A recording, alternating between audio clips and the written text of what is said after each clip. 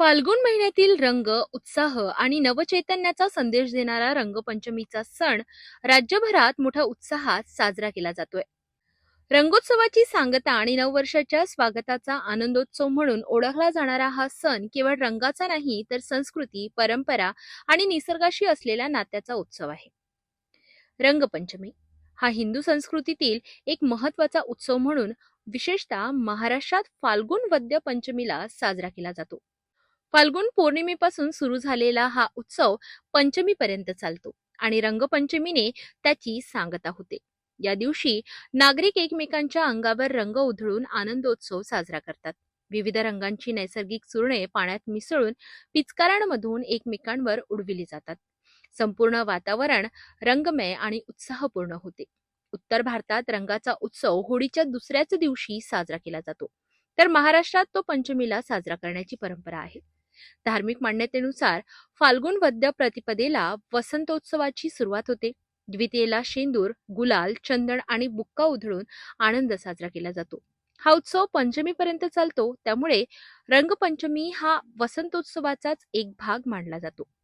पौराणिक कथेनुसार भगवान शंकरांनी फाल्गुन पौर्णिमेला आपल्या तिसऱ्या नेत्राच्या अग्नीने मदनाला जाळले. नंतर त्याला अनंग रूपाने पुनर्जन्म दिला. मदनाला पुन्हा जीवन मिळाल्याचा आनंद व्यक्त करण्यासाठी हा उत्सव साजरा केला जातो, अशी श्रद्धा आहे. तसेच फाल्गुन पौर्णिमा ही वर्षाची अखेरची तिथी मानली जात असल्याने होळीनंतर नववर्षाचा प्रारंभ होतो. जीर्ण झालेली सृष्टी होळीत जळून नष्ट झाली आणि नव्या सृष्टीचा उदय झाला, असा संदेशही या सणातून दिला जातो. शास्त्रीय कारणांच्या दृष्टिकोनातून जर बघितलं तर द्वापर युगात गोकुळात श्रीकृष्ण आपल्या सवंगड्यांवर पिचकारीने रंगीत पाणी उडवत असत, अशी कथा सांगितली जाते. वसंत ऋतूंच्या प्रारंभी वातावरणात उष्णतेची वाढ होते. शरीराला थंडावा मिळावा आणि वातावरणातील दाहकता कमी व्हावी यासाठी पाण्याचा वापर केला जातो. नैसर्गिक फुलांच्या पाकळ्या, मेहंदी, गुलमोहराची पाने, हळद, बीट, डाळीचे पीठ, टोमॅटो यांसारख्या पदार्थांपासून रंग तयार केले जातात. त्यामुळे त्वचेला हानी होत नाही आणि पर्यावरणाचाही समतोल राखला जातो. आजही अनेक ठिकाणी डीजे, ढोलताशांच्या गजरात रंगांची उधळण होत आहे. नागरिकांनी सुरक्षित आणि पर्यावरणपूरक रंगपंचमी साजरी करण्याचे आवाहन करण्यात येते.